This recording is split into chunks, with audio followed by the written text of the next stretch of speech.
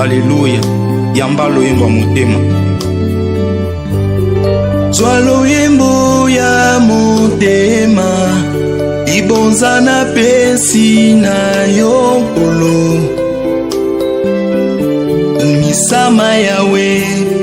Zwa loyembo ya motema, ibonza na pesi na yokolo. Misama yawe. Kembo ezali ya yo, ibonza na pesi na yokolo. Misama yawe. Kembo ezali ya yokolo, ibonza na pesi na yokolo. Misama yawe. Nani oya kufelanga, atika nkembo na likolo. Ezali yo Yesu.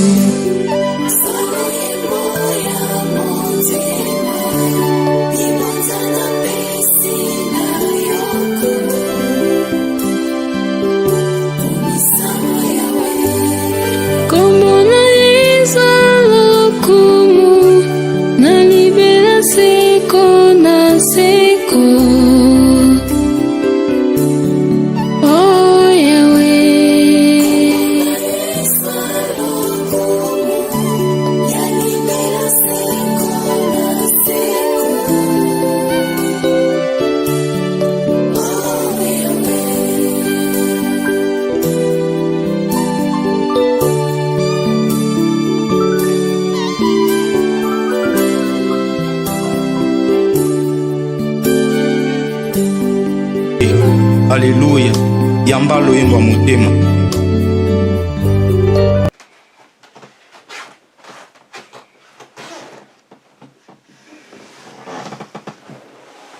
Shalom, shalom, très chers téléspectateurs, que Dieu vous bénisse là où vous nous suivez. Bien, vous êtes dans CGC TV, croissez dans la grâce et dans la connaissance télévision avec le pasteur Jimmy Senga. Bien, très chers téléspectateurs, aujourd'hui, le thème de la prédication est intitulé « La victoire sur la mort spirituelle ». Bien, avant d'aborder ce message, j'aimerais commencer par la prière. Éternel Dieu, je te rends grâce pour ce privilège que tu m'as accordé pour prêcher ta parole. Laisse que ton esprit illumine le cœur de tous ces celles qui suivront ce message, pour qu'ils arrivent dans la connaissance de la vérité de ta parole. Je te rends toute la gloire au nom de Jésus-Christ, notre Seigneur et notre Sauveur. Amen. La victoire sur la mort spirituelle. Bien, c'est quoi la mort spirituelle? La mort spirituelle, c'est quoi? La mort spirituelle, c'est tout simplement la séparation entre l'homme et Dieu. La séparation de l'homme avec Dieu a comme expression la mort spirituelle. Les jours où l'homme s'est séparé avec Dieu, l'homme était mort spirituellement. Pourquoi l'homme était mort spirituellement? Parce qu'il n'avait plus contact avec Dieu. Il n'avait plus la communion avec Dieu. Lorsque l'homme perd sa communion avec Dieu, l'homme est mort spirituellement. Donc la mort spirituelle est une expression. La mort spirituelle, ça signifie la séparation de l'homme avec Dieu. Lisons Genèse chapitre 2, verset 17.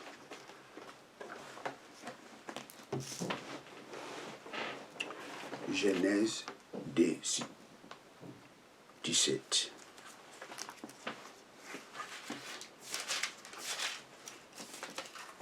Genèse chapitre 2,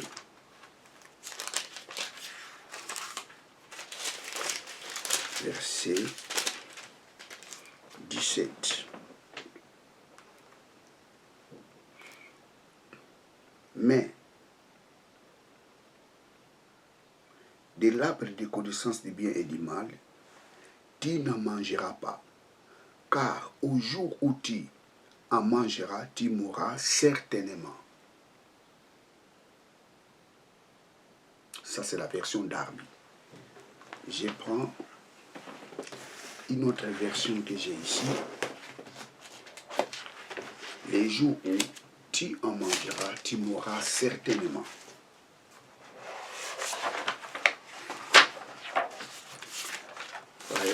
God, hallelujah.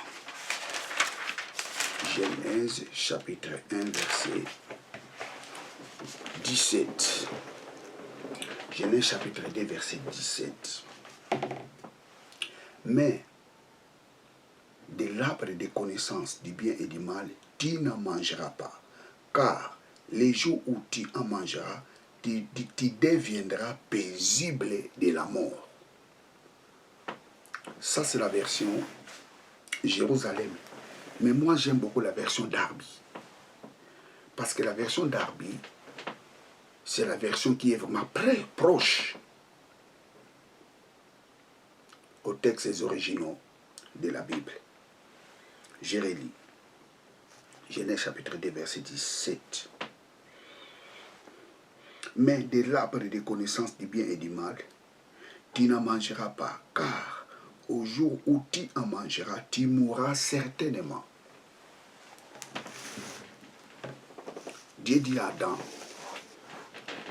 et tu pouvais manger tous les fruits qui sont dans les jardins. Mais les fruits qui est au milieu du jardin, c'est-à-dire l'arbre de connaissance des biens et du mal, tu ne mangeras pas son fruit. Les jours où tu en mangeras, tu mourras certainement.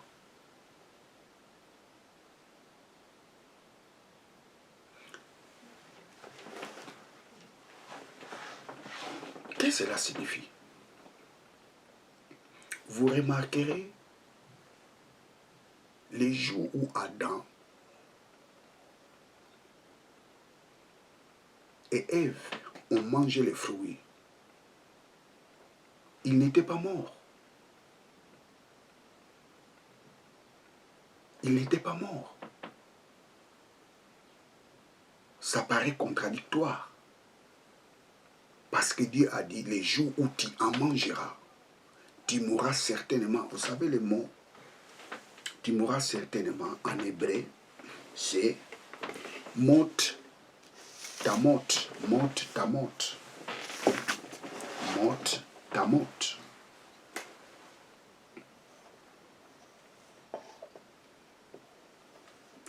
Mot,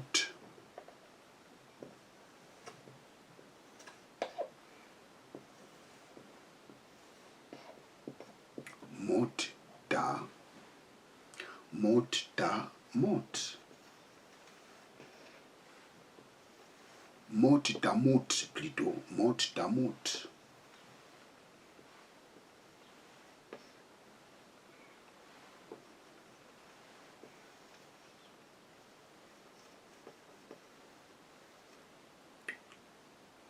Mot, ta, mot. J'ai agrandi un peu les lettres.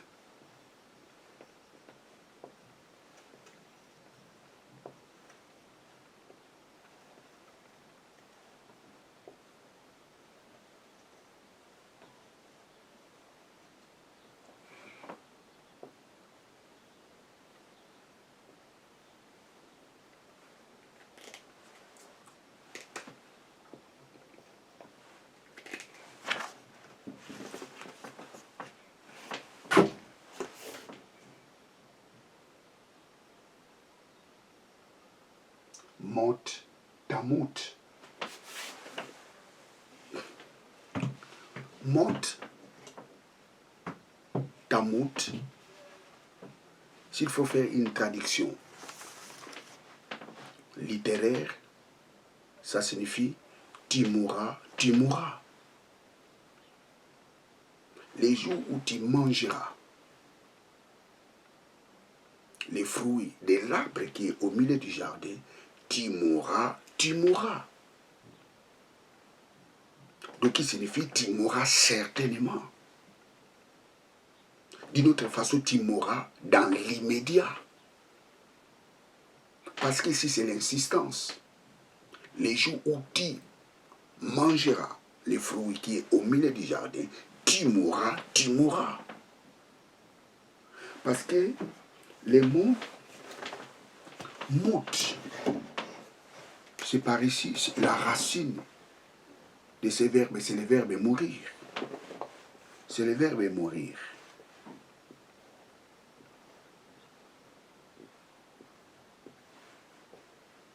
C'est le verbe mourir.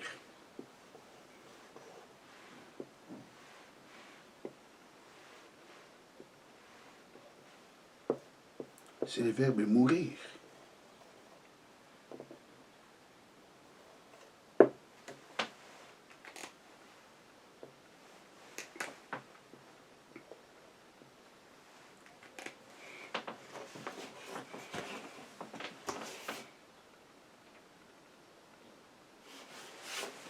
C'est le verbe mourir. Donc les jours où tu mangeras les fruits qui est dans l'arbre qui est au milieu du jardin, certainement tu mourras. Mais vous remarquerez, quand l'homme avait mangé les fruits de l'arbre qui est au milieu du jardin, l'homme n'était pas mort. Alors, de quelle mort dont Dieu parlait? Dieu parlait de la mort spirituelle. Donc, les jours où tu mangeras les fruits qui est dans l'arbre, qui est au milieu du jardin, on se séparera avec toi.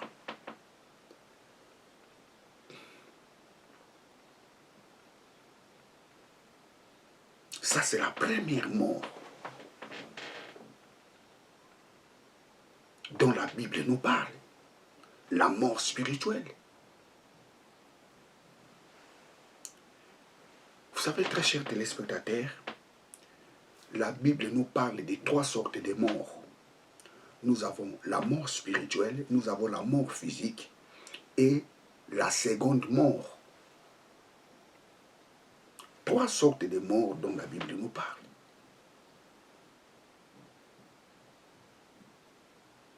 La mort spirituelle, c'est une expression qui signifie la séparation de l'homme avec Dieu. Lorsque l'homme est séparé de Dieu, il est mort spirituellement.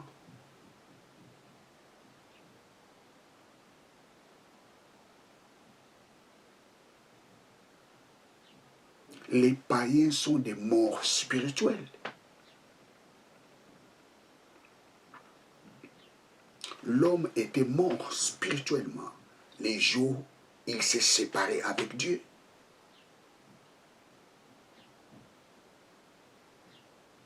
Les jours où tu mangeras les fruits qui est au milieu du jardin, les fruits qui est dans l'arbre qui est au milieu du jardin, sûrement tu mourras. Mais quand l'homme avait mangé ces fruits, il n'était pas mort. Donc la mort dont Dieu parlait, c'était la mort spirituelle.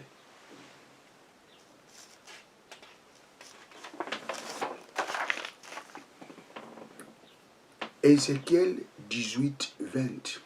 Que nous dit la Bible? L'âme qui péchera, l'âme qui pêche, c'est celle qui mourra. L'âme qui pêche, c'est celle qui mourra.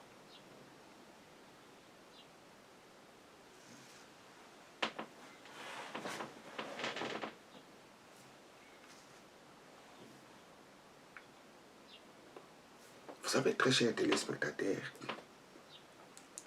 si vous lisez les livres d'Ézéchiel, la mort dont Ézéchiel parle ici, ce n'est pas la mort physique, c'est la mort spirituelle. Parce que l'âme est immortelle. L'âme de l'homme est immortelle. L'âme qui pêche, celle qui mourra.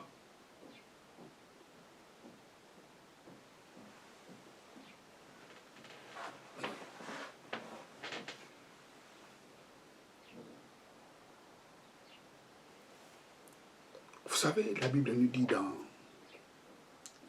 l'épître aux Romains, Romains chapitre 6, verset 23, les salaires du péché, c'est la mort. Quelle mort dont la Bible nous parle ici? C'est la mort spirituelle. Les salaires du péché, c'est la mort. Et la Bible nous dit, Christ a reçu ce salaire. Pourquoi? Parce que Christ a pris notre place. Les salaires que nous devrions mériter, Christ l'a mérité à notre place. Les salaires du péché, c'est la mort. Christ a eu ce salaire à notre place. C'est pour cela qu'il était mort sur la croix. Pourquoi? Parce que les salaires du péché, c'est la mort.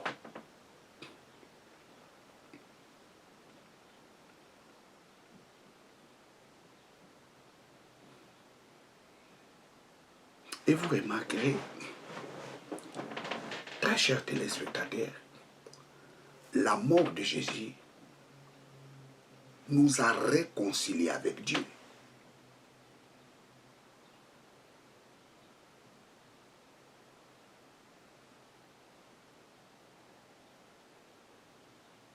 La mort de Jésus nous a, je dirais, la mort de Jésus a rétabli notre relation avec Dieu. Les salaires du péché, c'est la mort.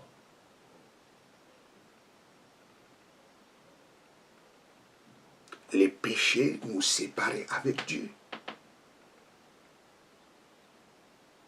Et lorsque l'homme se sépare avec Dieu, c'est une mort spirituelle. L'homme devient un mort spirituel.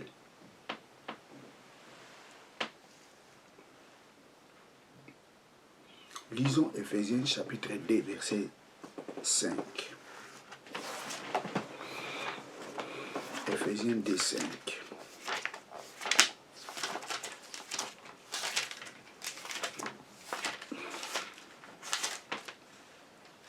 Ephésiens 2, 5.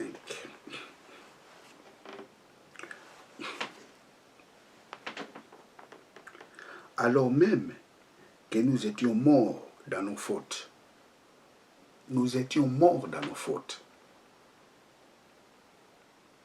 Je l'ai dit.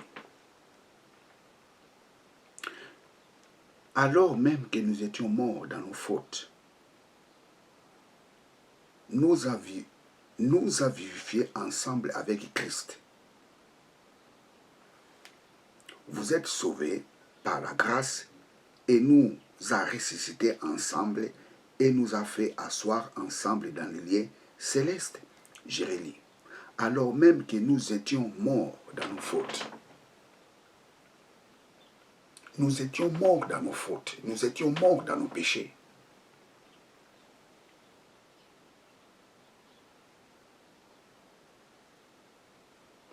Nous n'étions pas morts physiquement dans nos péchés. Nous étions morts spirituellement dans nos péchés. Ça, c'est la mort spirituelle. Les péchés sont des morts spirituelles. Je relis pour la dernière fois. Alors même que nous étions morts dans nos fautes, nous a vivifiés ensemble avec Christ. Nous étions morts dans nos fautes et Christ nous a ressuscités. Ça, c'est la victoire de la mort spirituelle.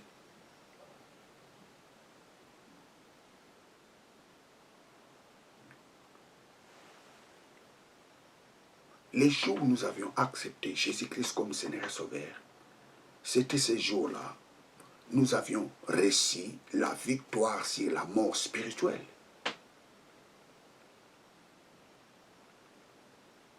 Lorsque nous étions encore des pécheurs, Christ était mort pour nous.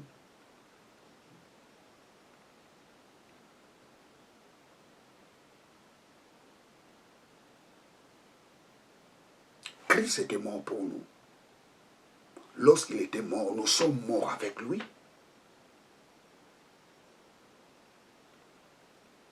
Et lorsqu'il a résisté, nous sommes ressuscités avec lui les jours où nous avons cru en lui.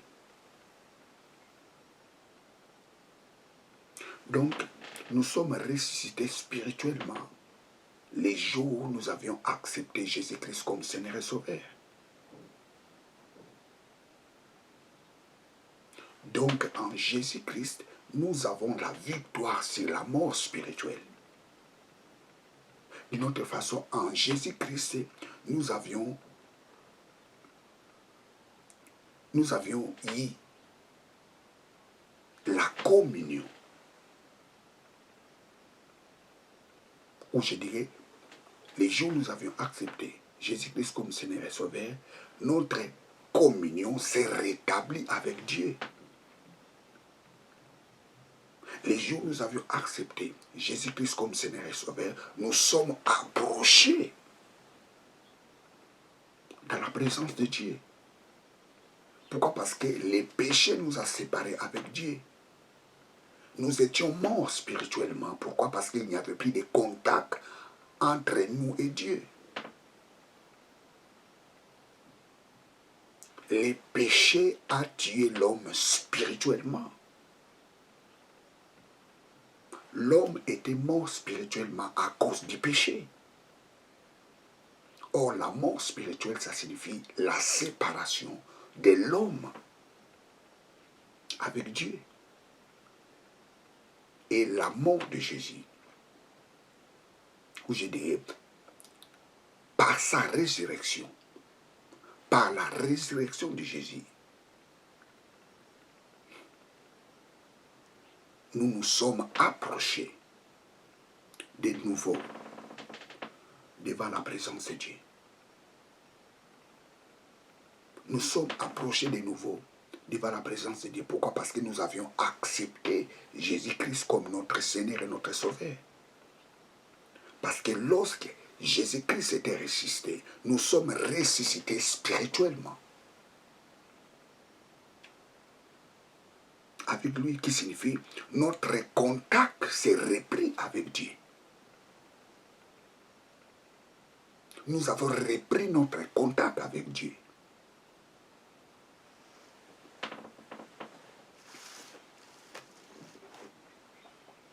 Nous qui étions morts dans nos fautes, comme nous dit l'Épître aux Éphésiens, Éphésiens chapitre 2, verset 5.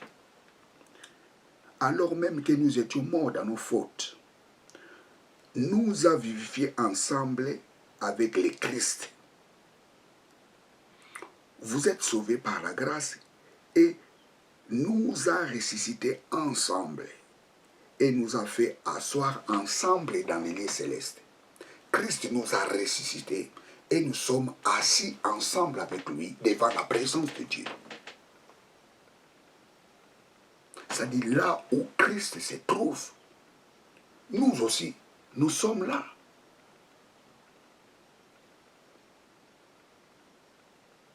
Donc, nous avons eu la victoire sur la mort spirituelle en Christ. D'une autre façon, nous avons repris notre communion avec Dieu en Jésus-Christ.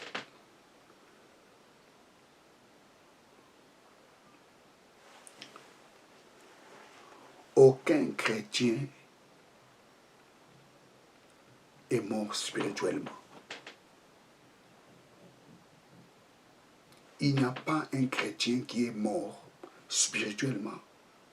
Lorsque nous étions des païens, nous étions des morts spirituels. Mais les jours où nous avions accepté Jésus-Christ comme Seigneur et Sauveur, nous étions ressuscités spirituellement. Cela signifie que nous avions repris notre relation avec Dieu. Nous avions repris notre communion avec Dieu. Et nous sommes assis avec lui dans les lieux célestes en Christ. Éphésiens chapitre 1, verset 3. Éphésiens chapitre 1, verset 3. Béni soit Dieu le Père de notre Seigneur Jésus-Christ, qui nous a bénis de toutes sortes de bénédictions spirituelles en Christ dans les lieux célestes. Et que nous dit la parole de Dieu? Nous avions eu l'accès devant sa présence.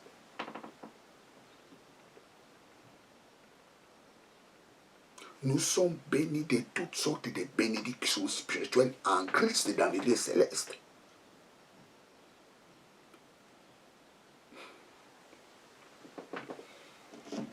Waouh! Nous avions eu l'accès devant sa présence. Praise God. Alléluia. Waouh! Nous avons eu l'accès devant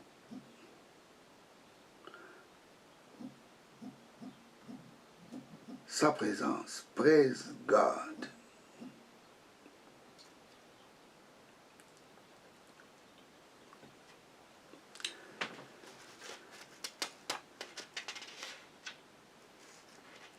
Lisons Romains,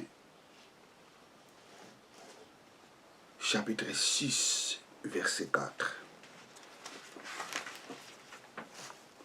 Romains 6, 4. Nous avons été ensevelis avec lui par les baptêmes pour la mort, afin que comme Christ a ressuscité d'entre les morts par la gloire du Père, ainsi nous aussi, nous marchons en nouveauté de vie. Car si nous avons été identifiés avec lui dans sa ressemblance de sa mort, nous le serons donc aussi dans la ressemblance de sa résurrection. Si nous sommes ressemblés avec lui par sa mort, nous nous ressemblons aussi avec lui par sa résurrection. Or, nous sommes ressemblés avec Christ par sa résurrection les jours où nous avions eu la décision de l'accepter comme Seigneur et Sauveur. C'était ces jours-là nous nous sommes ressemblés avec lui. C'est-à-dire nous sommes ressuscités spirituellement avec lui. Nous avions eu la victoire sur la mort spirituelle en Christ. C'est-à-dire nous avons repris notre relation, notre communion avec Dieu.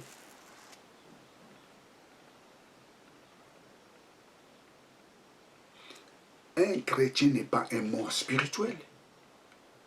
Tous ceux qui ont cru au Seigneur Jésus-Christ ne sont pas des morts spirituels. Les morts spirituels sont des païens. Lorsque nous étions des païens, nous étions des morts spirituels. Mais en Christ, nous avions la victoire sur la mort spirituelle. Pourquoi? Parce que nous avions repris notre relation avec Dieu. Parce que la mort spirituelle, ça signifie tout simplement la séparation de l'homme avec Dieu. Lorsque l'homme se sépare avec Dieu, il est mort spirituellement.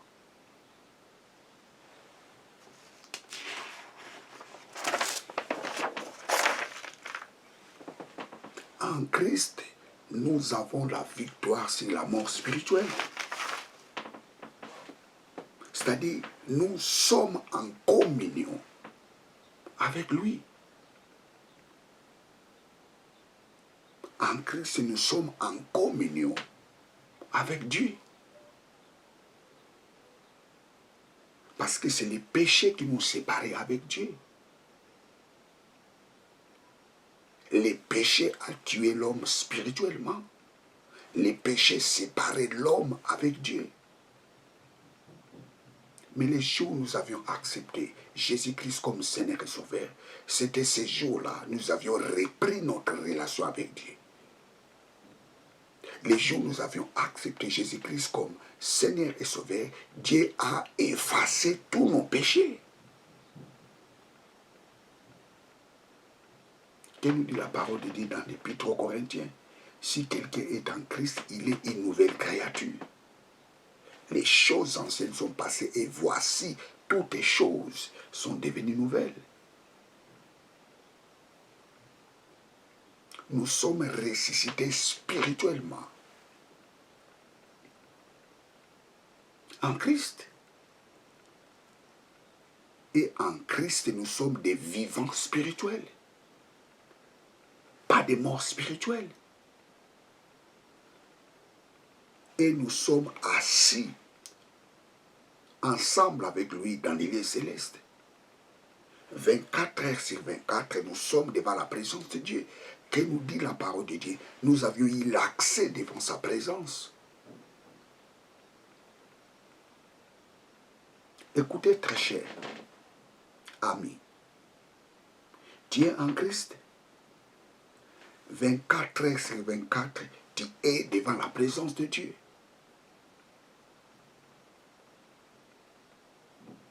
Même quand tu travailles, tu es devant la présence de Dieu. Même quand tu manges, tu es devant la présence de Dieu. Même quand tu es dans la salle de bain, tu es devant la présence de Dieu. Il ne faut jamais dire, oh Dieu, j'ai besoin de ta présence. Il ne faut jamais dire cela. Lorsque tu dis cela, je dirais que tu es ignorant. Ça démontre que tu es ignorant. Tu ne connais pas ce que tu es devenu en Christ. Tu ne peux pas appeler la présence de Dieu dans ta vie parce que tu es dans la présence de Dieu. Pourquoi? Parce que nous avons eu l'accès devant sa présence.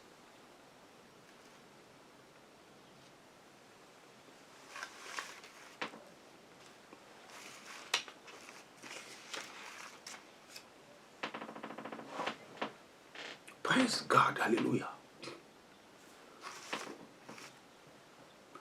1 Jean 1, 6. L'épître des Jean.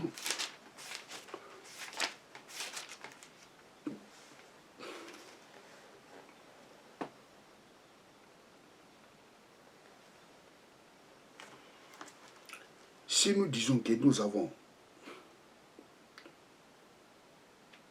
communion avec lui et que nous marchons dans les ténèbres, nous mentons et nous ne pratiquons pas la vérité. Mais si nous marchons dans la lumière comme lui-même est dans la lumière, nous avons la communion les uns avec les autres. Et le sang de Jésus-Christ, son Fils, nous purifie de tous nos péchés.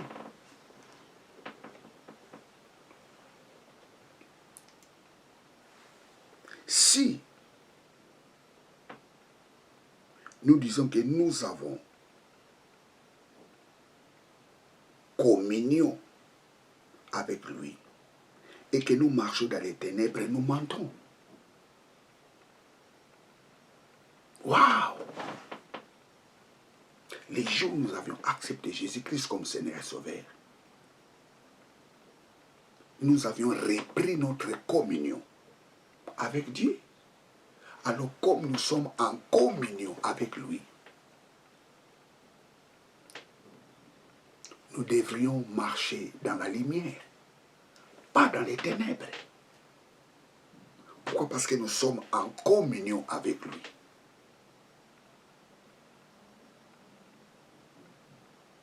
Praise God. J'ai lu. Si nous disons que nous avions communion avec lui et que nous marchons dans les ténèbres, nous mentons. Ce passage nous dit tout simplement, nous sommes en communion avec Dieu. Comme nous sommes en communion avec Dieu, nous ne devrions pas marcher dans les ténèbres.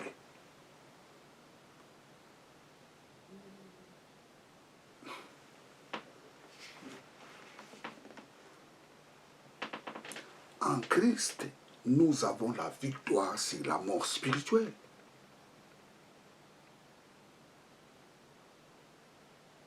Pourquoi? Parce que les jours où nous avions eu la décision de l'accepter comme Seigneur et Sauveur, nous sommes devenus un seul corps avec Jésus. La Bible nous dit que nous avons formé un seul corps avec lui. 1 Corinthiens 6, 17.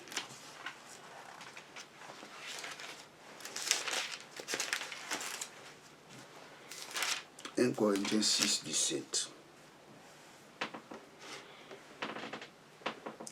Mais c'est lui qui est uni au Seigneur et un seul esprit avec lui. Celui qui est uni au Seigneur et un seul esprit avec lui. » Waouh! Je relis. Mais celui qui est uni au Seigneur est un seul esprit.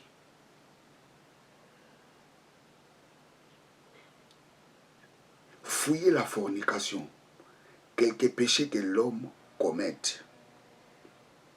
Et il est hors du corps, mais les fornicateurs pêchent contre son propre corps. Et s'il faut aller plus loin, ne savez-vous pas que votre corps est le temple du Saint-Esprit?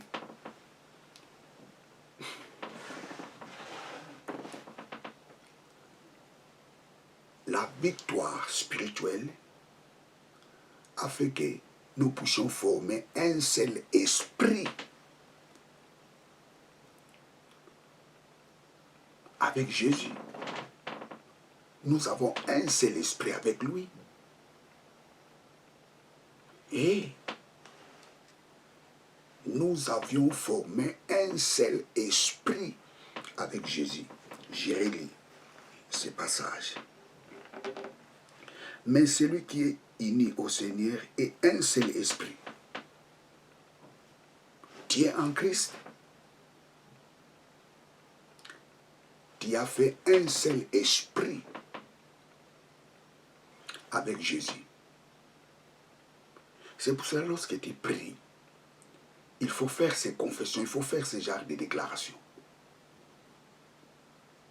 Papa, merci, parce que j'ai formé un seul corps avec toi et un seul esprit avec toi.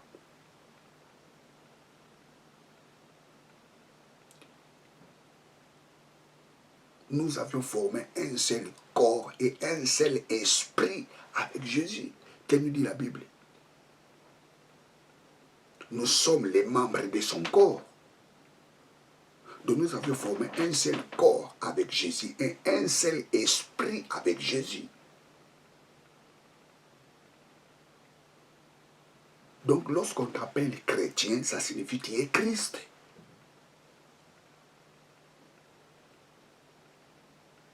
Pourquoi? Parce que nous avions formé un seul corps et un seul esprit avec lui.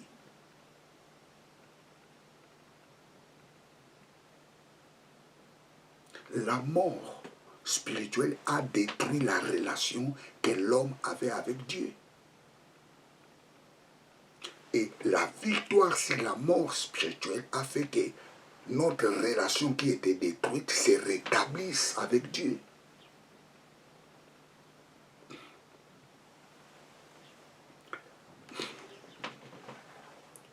En Christ Jésus, nous avons la victoire sur la mort spirituelle.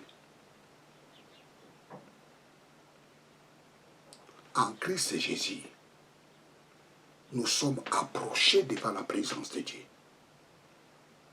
Les jours où nous avions accepté Jésus-Christ comme Seigneur et Sauveur, notre relation s'est reprise avec Dieu. 24 heures sur 24, nous sommes devant sa présence. N'appelle jamais la présence de Dieu dans ta vie. Pourquoi? Parce que tu es devant sa présence. Au lieu d'appeler la présence de Dieu, dis papa merci, parce que je suis devant ta présence. Papa merci parce que ta présence est à moi. Que nous dit la Bible? Notre corps est le temple du Saint-Esprit. Nous sommes les temples de Dieu. Ça signifie la présence de Dieu est en nous. Combien de gens appellent la présence de Dieu dans leur vie? Oh papa, j'ai besoin de ta présence.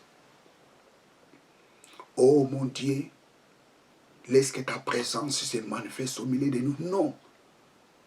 Il est en nous. Nous sommes devant sa présence. La Bible nous dit dans l'Épître aux Éphésiens, nous avions eu l'accès devant sa présence. Donc la mort spirituelle, ça signifie tout simplement la séparation de l'homme avec Dieu. Alors la mort physique, c'est quoi? La mort physique, c'est la séparation du corps et de l'esprit.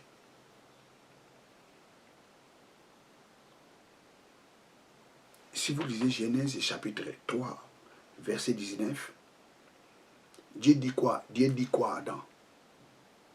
Tu as été tiré de la terre, tu retourneras là où tu as été prise. Ça, c'est la mort physique. Mais dans Genèse chapitre 2, Dieu ne parlait pas de la mort physique, Dieu parlait de la mort spirituelle. Tu mourras certainement. Mais dans Genèse chapitre 3, verset 19, ici, Dieu parlait de la mort physique. La mort physique, c'est la séparation du corps et de l'esprit. Ça, c'est la mort physique.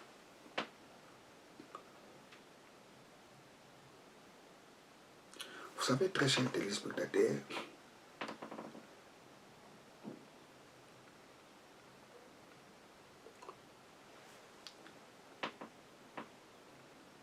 l'homme n'est pas tripartite. L'homme est bipartite. L'homme n'est pas tripartite, mais l'homme est bipartite. L'homme est composé de l'homme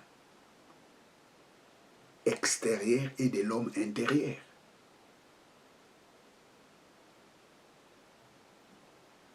L'homme est composé de deux êtres. L'homme extérieur et l'homme intérieur. L'homme n'est pas tripartite.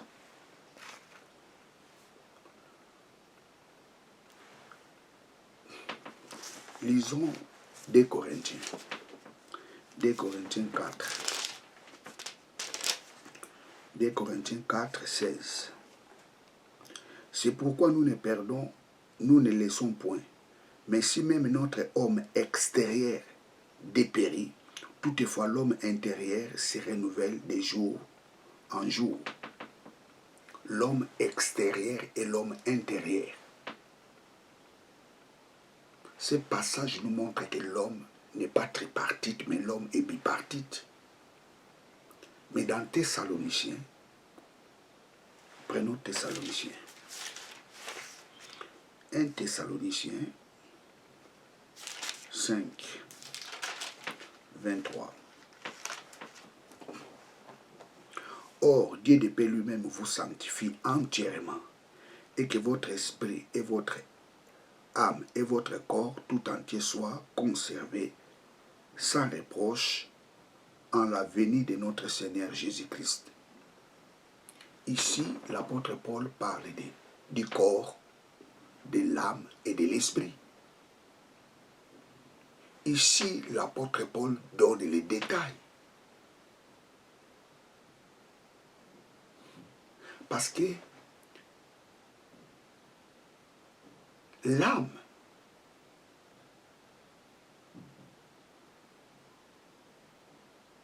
est attachée avec l'esprit. L'esprit est esprit parce qu'il a une âme.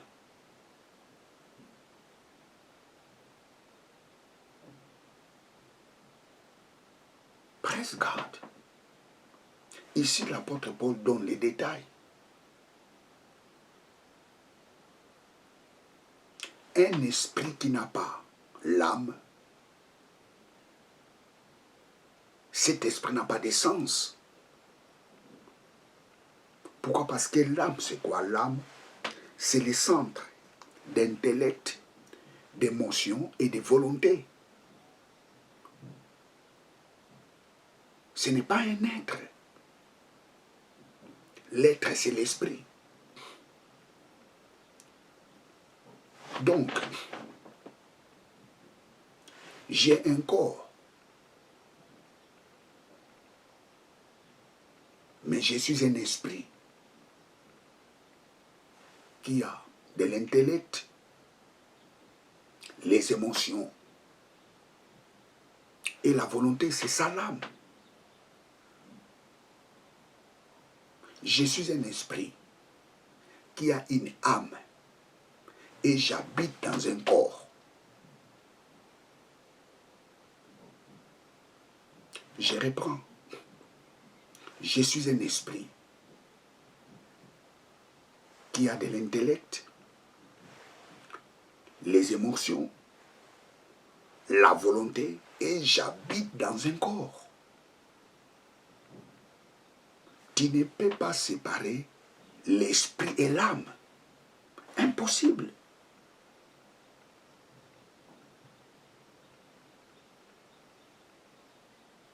C'est comme tu enlèves les disques durs dans un ordinateur.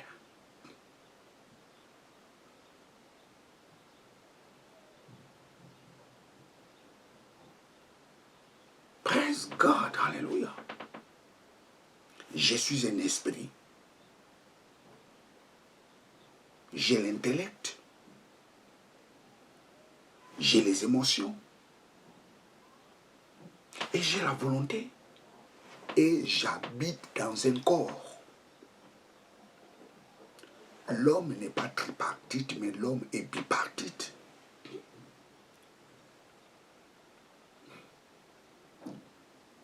Donc la mort physique, c'est la séparation du corps et de l'esprit.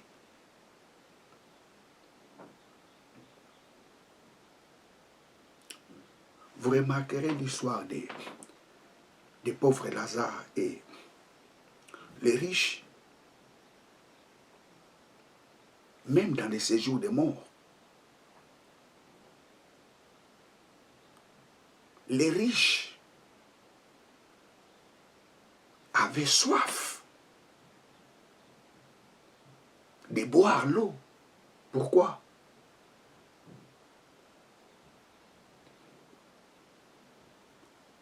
Parce qu'il avait une âme.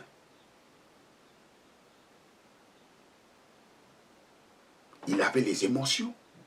Il avait les sentiments. Quoiqu'il n'avait pas un corps.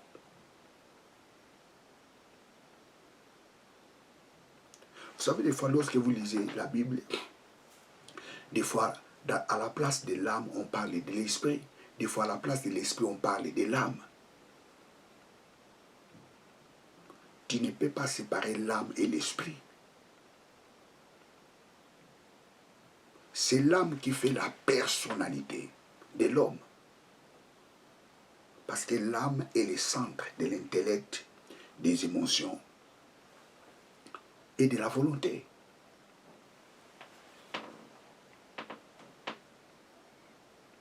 Et la mort spirituelle, Christ l'a vaincu. Christ a vaincu la mort, plutôt Christ a vaincu la mort physique par sa résurrection.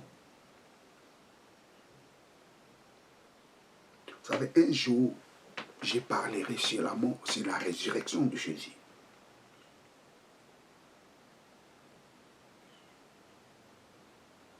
La victoire sur la mort spirituelle. Christ a vaincu la mort spirituelle. Il a vaincu aussi la mort physique. Alors pour terminer, je vais parler sur la seconde mort. Parce que la Bible nous parle de 3 sortes de morts. La mort physique, la mort, plutôt la mort spirituelle la mort physique et la seconde mort. D'autres façons, on l'appelle la mort éternelle. La seconde mort, c'est quoi? La seconde mort, c'est le temps de feu, là où tous les méchants seront jetés par Dieu après leur jugement. Tous ceux qui iront en enfer, la Bible appelle cet enfer-là la seconde mort.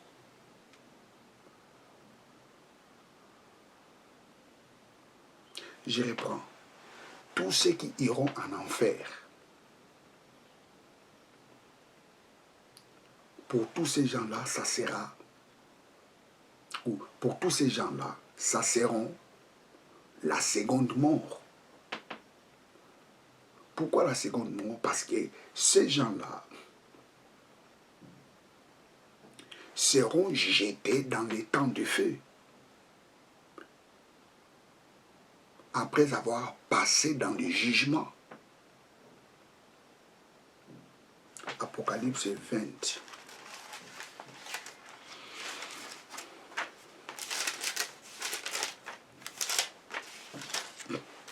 Apocalypse 20, 10.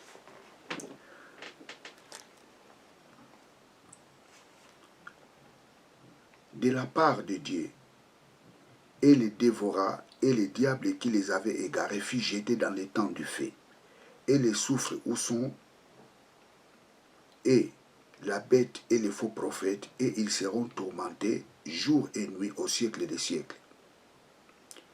J'ai vu un grand trône blanc, et celui qui était assis dessus, de devant la face duquel la terre s'enfuit, et le ciel, et il ne fit pas trouver de lieu pour eux. J'ai vu les morts, les grands et les petits se tenaient devant les trônes, et les livres furent ouverts. Et un autre livre fut ouvert qui est celui de la vie.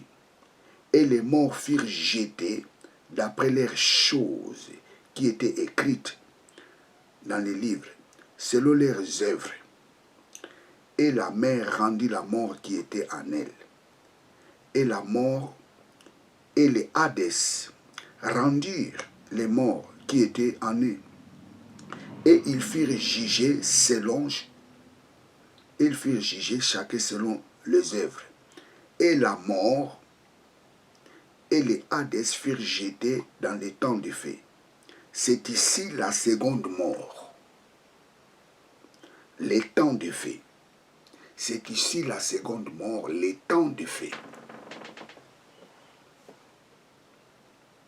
La seconde mort, c'est les temps du feu.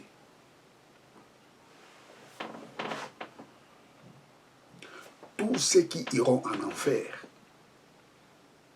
la Bible nous dit ils seront jetés dans les temps de feu.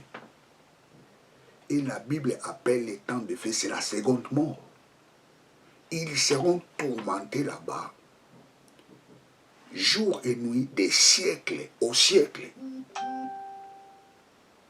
D'une autre façon, la seconde mort, ça signifie la séparation éternelle avec Dieu. D'une autre façon, la seconde mort, ça signifie la mort définitive. Ou, d'une autre façon, je dirais, la seconde mort, ça signifie la séparation définitive entre l'homme et Dieu. La Bible nous dit ils seront tourmentés dans les temps des feux. Des siècles au siècle. Pourquoi ils seront jetés dans les temps de feu? Parce que leur nom n'était pas écrit dans le livre de vie. Écoutez, très chers téléspectateurs. Toi qui dis que Dieu n'existe pas, toi qui dis que les jugements n'existent pas, je te dis, tu es en train de se tromper. Ce monde a été créé par Dieu.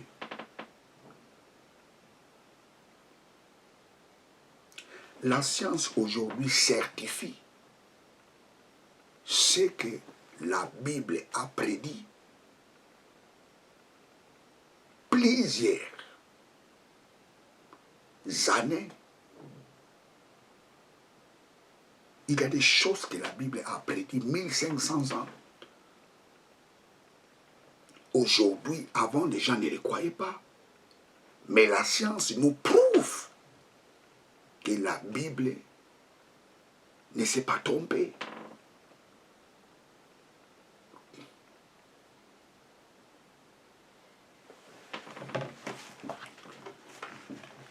Ce livre ne parle pas les mensonges.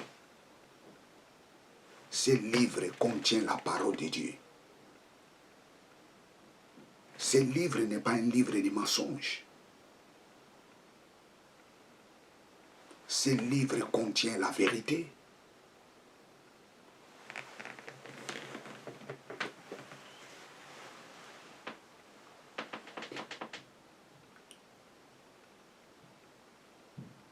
La seconde mort, c'est la séparation définitive entre l'homme et Dieu. Est-ce que tu veux aller en enfer? La Bible nous dit, Dieu a tant aimé le monde. Il a donné son Fils unique, afin que quiconque croit en lui ne périsse point, mais qu'il ait la vie éternelle. Dieu n'a pas besoin que tu ailles en enfer. Ça, ce n'est pas la volonté de Dieu. C'est pour ça qu'il a envoyé Jésus-Christ de mourir sur la croix pour te sauver. Jésus-Christ a payé un prix pour toi.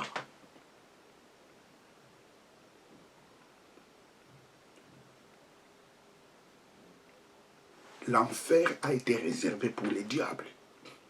Dieu n'a pas réservé l'enfer pour l'homme. Dieu a réservé l'enfer pour les diables. Mais le diable ne veut pas aller tout seul. Il veut entraîner le multitude de gens avec lui. Il ne veut pas aller tout seul à l'enfer. Mais je dis les jours de salut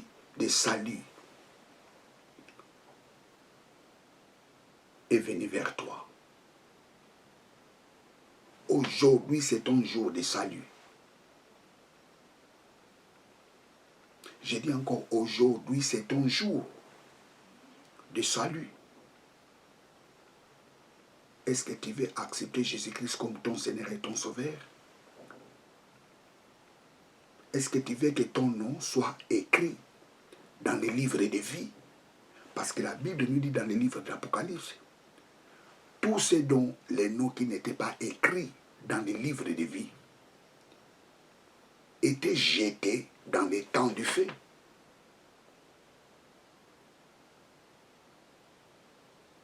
Tous ces gens-là dont leur nom n'est pas écrit dans les livres de vie seront jetés dans les temps de feu. La Bible appelle cela la seconde mort. Ils seront tourmentés dans des temps de feu, des siècles au siècle. Ça, c'est la mort.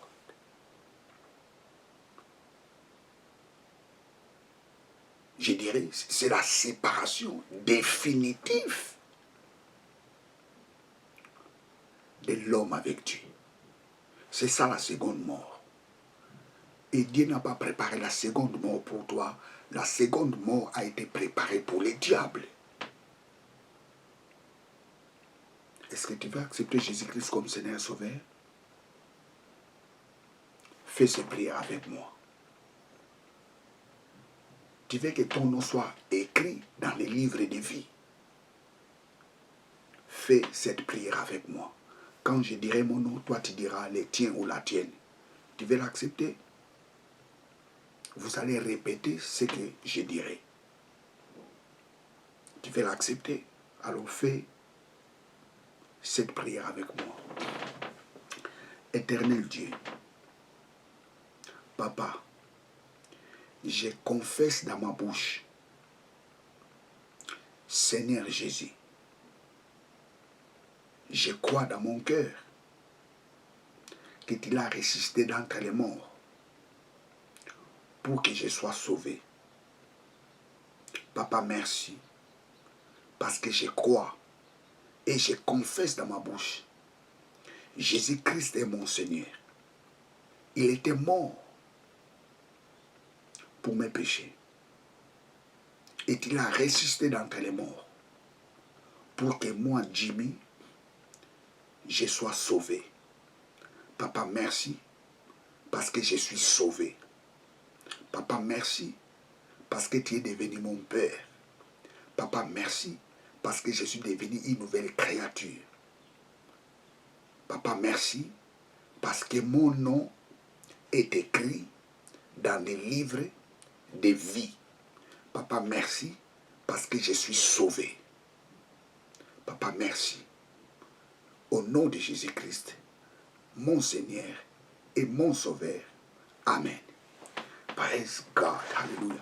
La prière que tu viens de faire vient de changer le cours de ta vie. À partir de maintenant, tu es sauvé. Ton nom est écrit dans les livres de vie. Praise God. Alléluia. Ton nom est écrit dans les livres de vie. Alors ce que tu dois faire, c'est quoi? Chercher une église. Et quand tu arriveras dans l'église, tu diras au pasteur de l'église, pasteur, moi j'ai accepté Jésus-Christ comme Seigneur et Sauveur. Je vais maintenant être baptisé. Si le pasteur te demande comment tu as accepté Jésus-Christ comme Seigneur et Sauveur, tu répondras au pasteur, j'ai cru en lui et je l'ai confessé dans ma bouche qu'il est mon Seigneur et mon Sauveur. Et lorsque tu diras cela au pasteur, et le pasteur te donnera un jour pour que tu sois baptisé. Et surtout, témoigne ça aux gens que je suis devenu une nouvelle créature. J'ai accepté Jésus-Christ dans ma vie. Témoigne ça aux gens. Et ne loupez pas nos prédications. Partage ces vidéos. Partage ces vidéos. Parce que Dieu veut que tous soient sauvés et parviennent à la connaissance de la vérité. Bien, vous étiez avec le pasteur Jimmy Senga. Que Dieu vous bénisse. Ciao.